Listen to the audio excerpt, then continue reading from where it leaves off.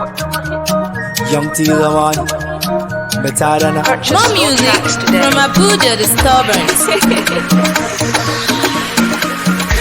Assalamu alaikum. Amma alaikum salam. Ni waka? Ya.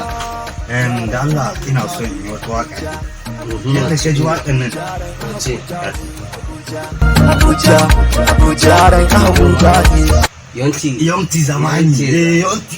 Wow, ba yi kasuwa za ya don haka irin da nake so yi sa. Ba ka da matsala. Ka san yanci yanzu a fadin Abuja.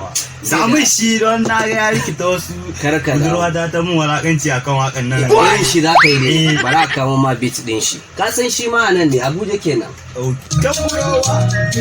Wallahi shi ne. Mako. Dan samu ina ne zan sa. A nan za ka sa shi a yi. Malam ko yau ka fara shiga ne. Muke! Mana! Sati zamani! Saboda ba. Beta dana! Malam, wai waka za ka yi komi. Na waka! Kuɗi zan biya ka, ka samu waka irin ta yonki da kagga ta yonki haka nake so. Wani ya ji kamar kana magana ne, ko faɗa kake kai da haka yake yi, haka yake waka. ka aiki. Yesu! Zan fara. Fito a taru! Yesu! Mu je mu taru!